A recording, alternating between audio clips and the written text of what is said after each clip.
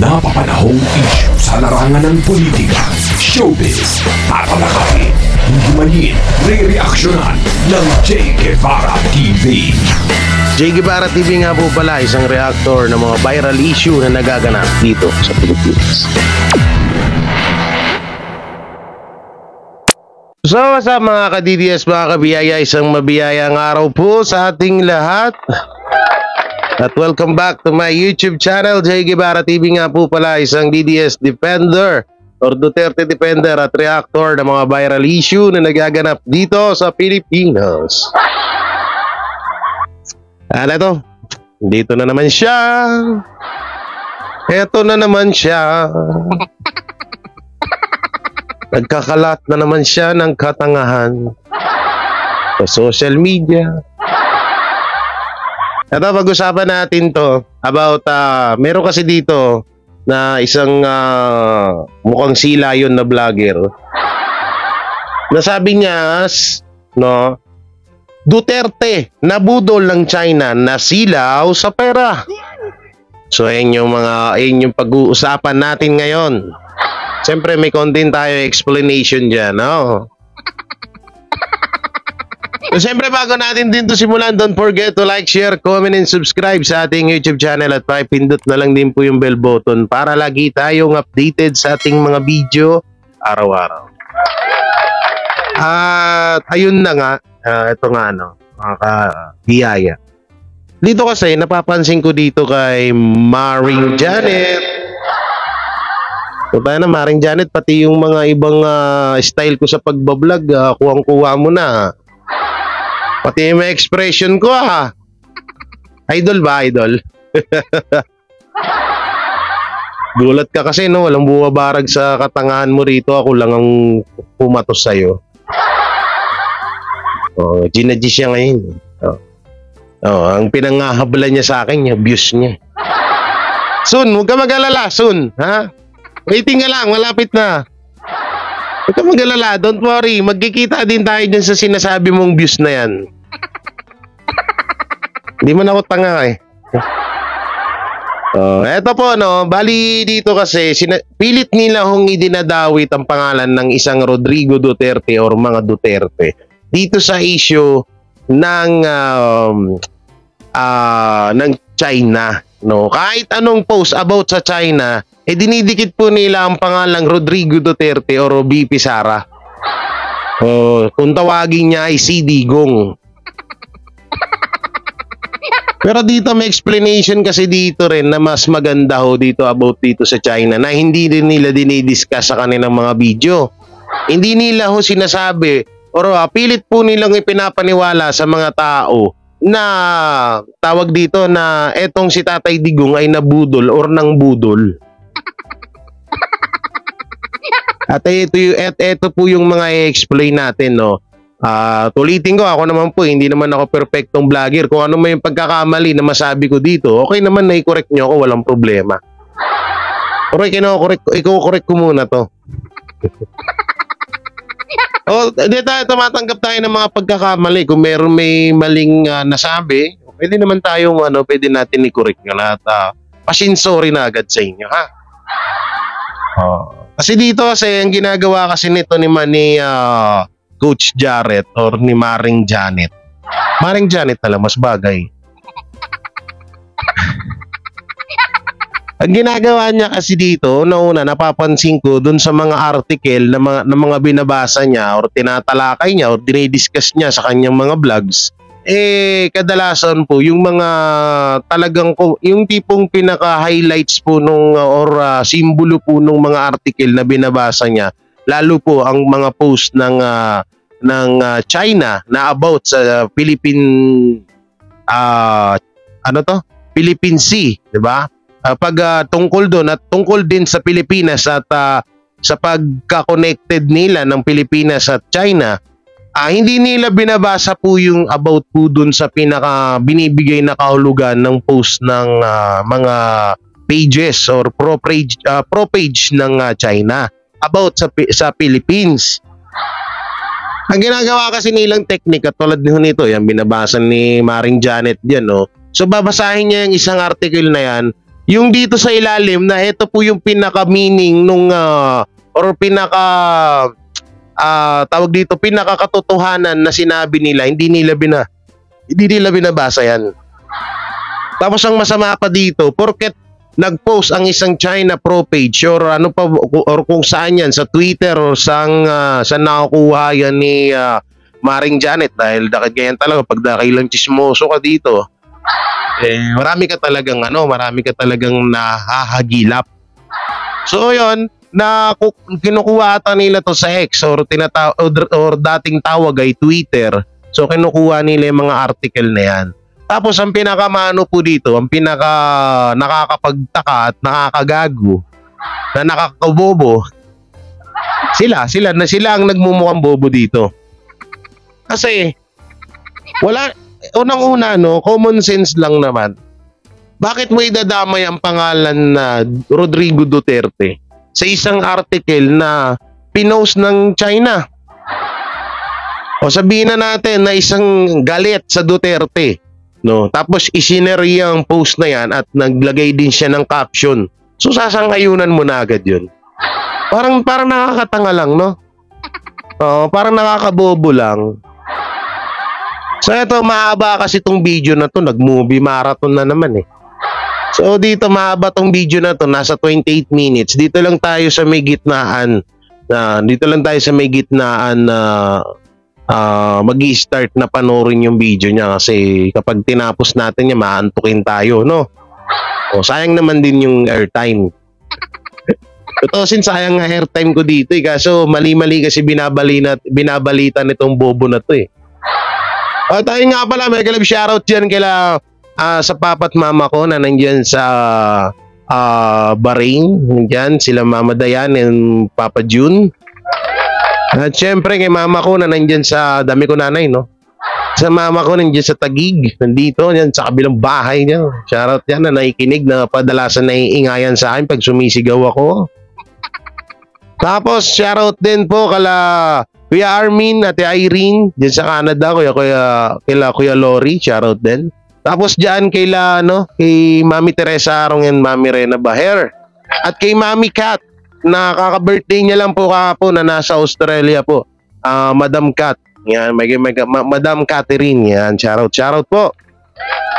Catherine ba o Kat? Baka nagkakamali ako, sorry na po ha. Alam niyo naman ako makakalimutin. Okay, play natin to.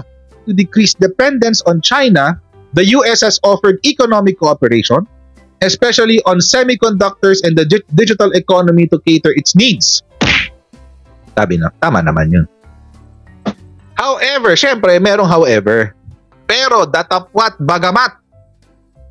While the US has made similar commitments to other Southeast Asian countries as part of its so-called Indo-Pacific strategy, the actual implementation of these promises has often fallen short. Uy, hindi raw natutuloy.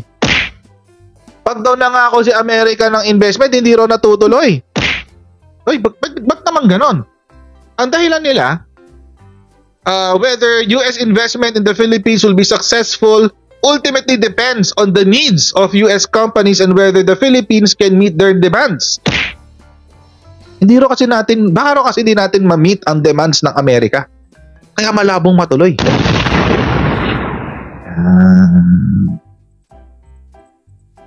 So asan si Tatay Digong dyan? Tapos, ang sabi, for example, in the field of semiconductors, the Philippines lags behind some Southeast Asian countries on the groundwork. Ano yung groundwork, mga kotsero? Dyan. Yung groundwork dyan is our constitution.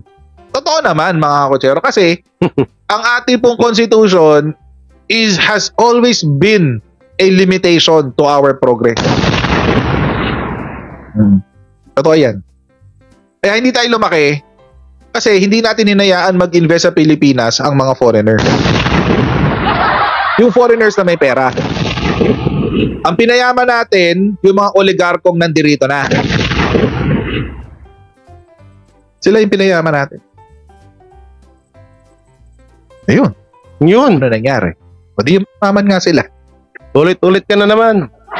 Speaking of yumaman, no? Kasi sinasabi dito ni Maring Janet, na yumaman daw di umano dito sa Pilipinas itong mga Chinese or mga investor, no? Pinayaman daw natin. Ito ba naman natanga ka? Paano makakapag-invest yan dito sa Paano makakapag-invest yan sa iba't ibang bansa kung mahirap yan? Kaya nga nakapag-invest dito yan dahil mayaman na yung mga yan eh. Bobo ka ba? Tsaka itong article na to, kasi ito parang ano eh, parang binabanatan, may mga banat po dito na para sa mga Amerika. No, ganito kasi yan. Yung mga investor na yan, katulad ng US or ng Amerika, ng China, malamang nag-aanuhan yan eh, nagpapaligsahan yan para kung sino talaga yung yung tipong kapani-paniwala na para magkaroon ng interesado sa kanila yung tao na para sila yung kunin na maging investor sa bansa na kung dito sa Pilipinas or sa ibang bansa.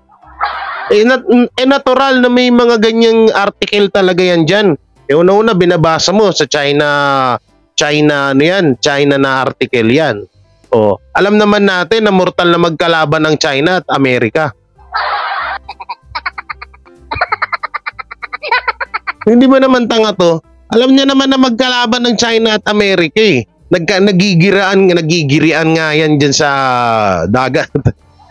So saan eh. No? Tsaka ito pa yung about, hindi pala mamaya na natin explain yung dito sa pinagsasabi nito. Basta yung sinabi niya na pinayaman daw natin ang mga investor or mga China dito sa Pilipinas, malaking kagaguhan yun. Malaking kagaguhan yun. Siguro may katotohanan na ganun na sa 100%, mga 10% siguro. Pero ang labo din kasi na pinayaman, sila rito? Naghakot ng pera dito sa Pilipinas? Bakit wala naman sinasabi si Pangulong Bongbong Marcos na ganun? Kung meron man. Diba? Okay, tuloy natin. Yung mga Ayalas, yung mga yung galing ng yung mga Kastila. Razon, Ayalas. Yung mga mga tumakas ng China para dito magnegosyo. Yun naman pala eh, Razon, Ayalas. Mga tumakas doon sa China na dito nagnegosyo. Una, wala pa si Tatay Digong, nandito na yung mga yan. Hindi pa nakakaupong presidente si Tatay Digong, nandito na yung mga yan. So paano na-connect kay Tatay Digong itong issue na to? Tanungin kita, paano mo na i-connect yan? Ano ka, parang si palit-ulit kayo sinasabi ito. Utangin na, parang hindi kayo nagkakaiba nung isang vlogger dyan. Na halos idinikit na lahat na lang idinikit sa Duterte. No, kahit siguro baradong inidoro nyo, ididikit nyo pa rin isisisi nyo pa rin niya sa mga Duterte. Gago. Sorry, nababagsakan ko ng yung mic ko. Bobo. Ano kayang kinalaman ng mga Duterte dyan? Porket nag-post yung China at laban sa Amerika. Kasi si Tatay Digong na naman. Kay Tatay Digong na naman sisi. Nakakatawa nga yung mga Duterte Balahura supporters. Sabihin nila, tao dito, bakit? Sino ba yung mga malalaking negosyante sa Pilipinas? Diba? Si Henry C. Go Kong Wei. Mga Chinese. Wala naman akong napapanood na ganyan. Saan mo na kuha yung mga ganyan mo? Invento? Panginan to, makapag ka, tignan mo nga itsura mo, makapanglahit ka. Diba, parang di ka nga naliligo eh. Ilang taon ka ng vlogger, yan pa rin damit mo.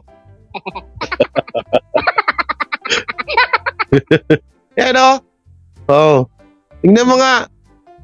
Magpalit-palit ka naman, magpagawa ka ng ibang kulay na t-shirt mo. Para naman masabi na nagpapalit ka. Tsaka Saan niya napulot yun? Wala ko napanood na nagsabi ng gano'n yung about kala Henry C, Jo Kong Wei. What? Kasi umalis sila ng China. Umalis sila ng China kaya sila yumaman.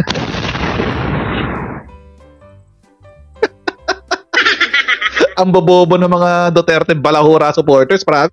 Ang bobobo ng mga dugyot BBM vloggers. Balahura pala. So kayo naman yung mga dugyot.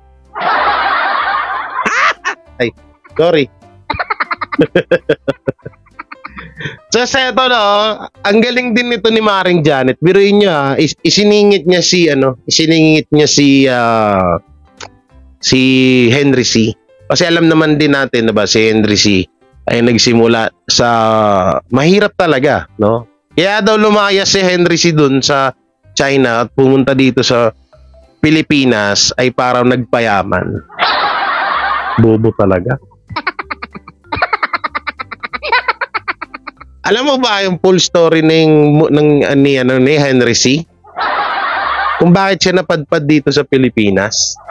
Tapos isisingit mo dyan porket tiga China siya? China or saan man siyang lugar, isisingit mo dyan sa vlog mo? Para lang masabi mo dun sa mga tao na, oo nga no, na si Henry C mahirap pala dati yun, tapos dito lang yumaman sa Pinas. Galing mo talaga, galing ng tactic mo, Maring Janet ha.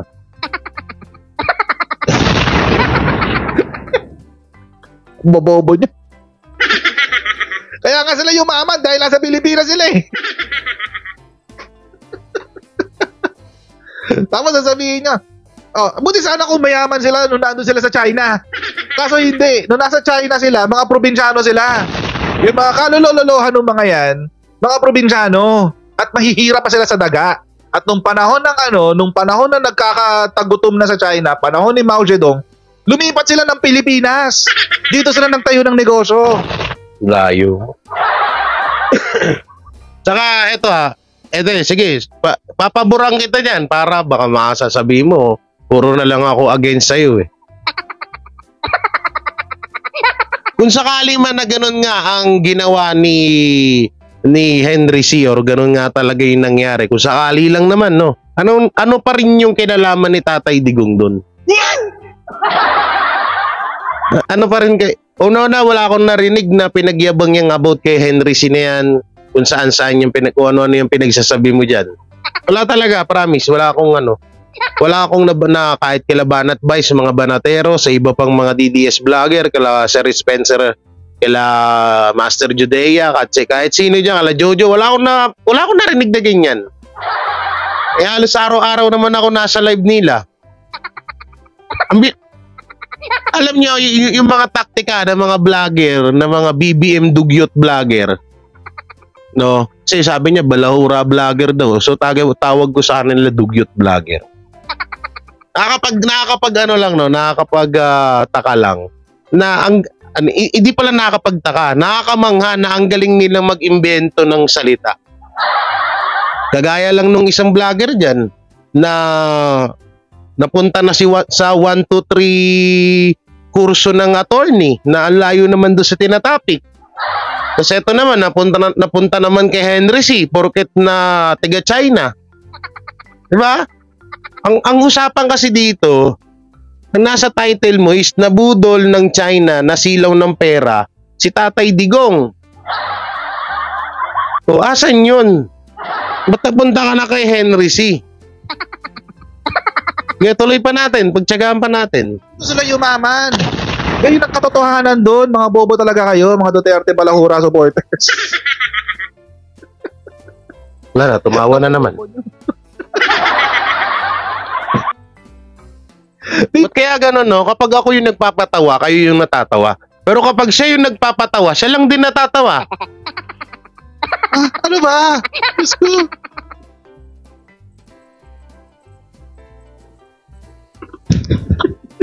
Kahit daw sa Malaysia, nagmayaman daw sila. Kasi basta wala sila sa China, yung mayaman sila. Sa China, isa lang ang mayaman. Yung gobyerno. Gobyerno lang ang mayaman sa China. Bakit? Because they're a communist state and everything is owned by the state. Kaya nga nawala si Jack Ma sa ano, di ba? Alibaba. Sinong nilagay doon ngayon na CEO ng Alibaba? Di ba yung alam mo ba ang full story ng kay Alibaba? Utang inang yan. Hindi yun sa ano yun baka sabihin nyo. Alam mo ba yung full story noon? Puta na ba't pati yun nadadamay dyan sa mga press? Sana to, di, okay lang naman kaso pangpahaba kasi ito ng airtime. Pangpahaba ng ng oras sa pagbablog para maraming ads na point ng daming kwento. Ng CCP, Chekwa Communist Party. That's exactly the point. Saan? But anyway. Saan exactly the point? Puta kanina ko pa kayo naantay. Ni China dito, ni Chinese Communist Party. Some politicians in the Philippines have claimed that the investment from the US is intended to help the country counter China's economic coercion. However, Chinese analysts believe that the so-called gift package from the US is more like a sugar-coated bullet with the ulterior motive of dragging the Philippines into tensions with China and using the country as a spearhead to provoke China on the South China Sea issue. Alam niyo mga kochero, kahit wala yung 1 billion na yan na i-infuse ng US government o ng mga US businesses sa Pilipinas, issue pa rin yung South China Sea. Issue pa rin yan. Whether mag-invest sa Amerika sa Pilipinas o hindi. Bakit? Kasi we have a claim. Kaya tayong claim Sino lang ba yung nagwawalang hiya sa claim natin? Di ba si China lang naman? May nakita na ba kayo na si Malaysia binomba ang mga na meron tayong dangerous maneuvers with Malaysia, Vietnam, Indonesia, Thailand? Wala, di ba? Wala. Sino lang ba may dangerous maneuvers? Sino lang ba nag-water cannon sa atin? China lang. Kaya nga mga kochero, itong Chinese Communist Party, itong Chekwa Communist Party, nilalait nila yung investment na i-infuse ng US sa Pilipinas. Ang problema, 6 na taon nagkaroon sila ng pagkakataon para patunayan ang kanilang mga sarili. 6 na taon. Take note guys, simula 2016 hanggang 2022. Nagkaroon sila ng pagkakataon na patunayan ang kanilang silbi sa Pilipino. Pero, napag-usapan na natin ito last time at mambabasag na naman tayo ng mga pangarap ng mga Duterte Balahura supporters. It's an unfulfilled promise. Nakakabasag na ba yun? Duterte Balahura supporters. Ulitin ko talaga to mga kochero hanggang tumatak to sa isip ng bawat Pilipino. Lalo na sa isip ng bawat Duterte. Alam naman namin yan Paulit-ulit mo na nga yung sinasabi. Lalo't pag walang-wala ka ng makontent. Ilang beses na yan, napanood ko na yan. Tapos ilalabas niya yung unpublished promises. No? Ilang beses nang napanood ko yan sa kanya. Ganito kasi yan. Yung about, kasi dito i-discuss niya rin dito yung 1 billion na napunta na lang. Ang nangyaring investment ng China ay naging 2.4 million pesos dito sa Pilipinas, no? Kaya nga meron dyan unpublished promises. Ganito kasi. Hirap pa rin paliwanag itong hayop. Sino ba namang tanga? No, sino ba naman tanga na investor na itutuloy pa rin nila yung kanilang pag-i-invest dito na iba na yung presidente? Pangalawa, nagulat din ng China akala ng China kasi din sila pa rin yung kukunin. Pero nagulat sila ba't Amerika na? Di ba ito lang ang sabi nyo, no, ang sabi nyo ay kamping-kampi si Duterte sa China. Diba? Sabi niyo yan lagi, mahal ni Duterte ang China. Malamang doon tayo nakakakuha ng investment Diba? Doon tayo doon nakakakuha ng pakinabang ang Pilipinas, malamang talaga. Oh, ibabalik ko ngayon sa inyo.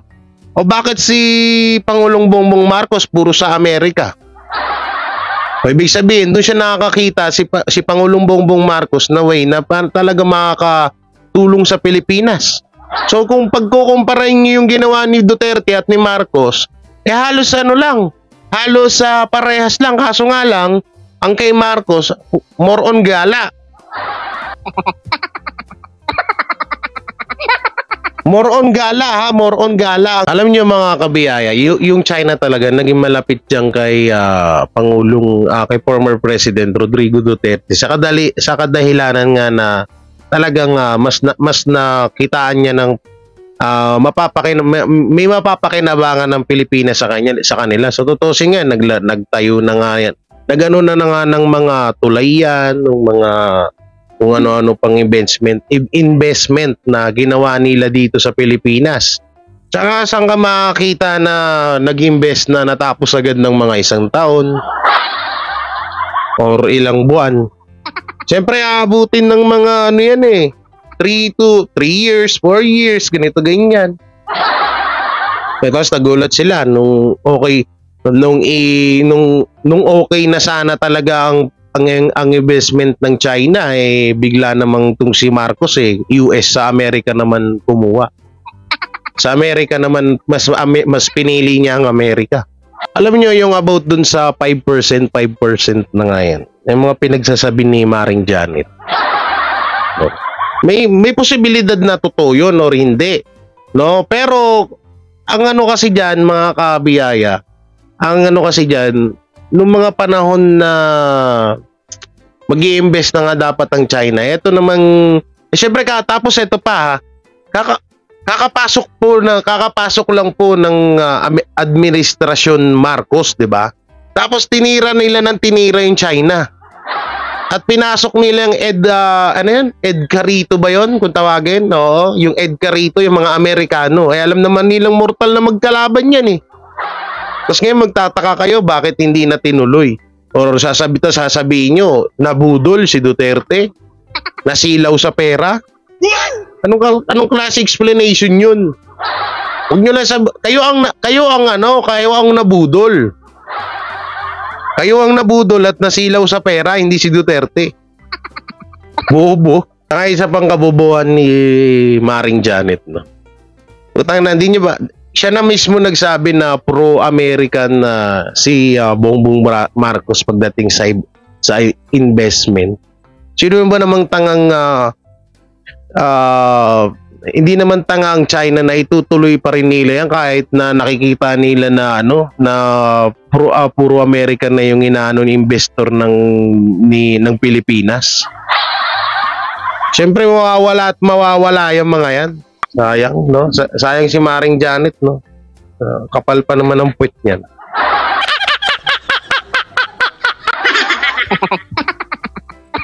Ay, naku po, Maring Janet, ano na nangyayari sa'yo? Hindi kasi, ang naalata ko kasi kay Maring Janet, no? Parang wala nang alam mo yun? Wala nang kasustansya nung vlog niya. Pero mo, isang article ng China about America, no? At konti lang naman yung doon na ka-article na nadawit ang West Philippine Sea. Ako hindi ko rin kinakampihan ng China kasi baka sabihin nyo, tuwang-tuwa ka ba na binobomba yung mga mangingisda? Binabaril? O sasabihin pa ng ibang vlogger dyan, inuutusan daw ni Duterte. Bobo? Anong inuutusan? Ngayon, tanong dyan, sino ba ang presidente?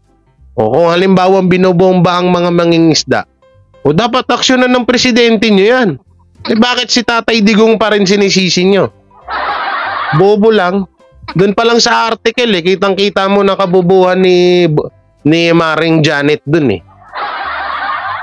Yung ibang mga article doon na pinaliwanag doon kung bakit ba hindi natuloy yung 1 billion na yun at naging 5% na lang. Hindi niya naman tawag dito, hindi niya naman diniscuss. Ang diniscuss niya lang doon yung mga makakapagpaprovoke ng galit ng mga Pilipino sa mga Duterte at sa China. Na para isipin ng mga Pilipino na, uy, talagang kampi si Duterte sa China. Nung panahon, oo. Talagang nagkasundo si Tatay Digong at China dahil dyan lang nakakakuha din ng investor ang Pilipinas sa China. Hindi naman niya parang ginagawa lang ni Pangulong Bongbong Marcos ngayon sa siya sa Amerika. Ganun lang din naman yun. Walang pinagkaiba. Baka magtaka kayo, ba't nawawala na yung mga instructor, mga instruktura na inano ng China? Malamang pro-American na kayo doon na kayo kumaano ng investor, ng investment Tapos itutuloy pa ba nila? Hindi gaguhan ba? Minsan nakakatuwa lang din may isang reaction nanto si Maring Janet kasi dito nabibisto yung kagaguhan niya. Biruin nyo sa dinami-daming article na yon, ang binasa niya lang doon yung about lang sa pwedeng ikakasira sa mga Duterte. Pero hindi niya binasa yung pinaka-full explanation doon kung bakit hindi natuloy yung ba't hindi natuloy yung 1 billion, 100 billion na investment dito sa Pilipinas. No, tapos naging 5% na lang. Wala talaga ganun talaga tactic nila ngayon nga, 'di ba? Ay masyado na tayo mahaba. Sa susunod ko na lang na video kwento. So yan, ano magiging komento nyo dito sa video na napanood nyo? I-comment nyo lang po dyan sa baba. At syempre, don't forget to like, share, comment, and subscribe sa ating YouTube channel. At pindot na lang din po yung bell button para lagi tayo updated sa ating mga video araw-araw. So maraming salamat. Ingat po kayo palagi and God bless and peace and bye-bye.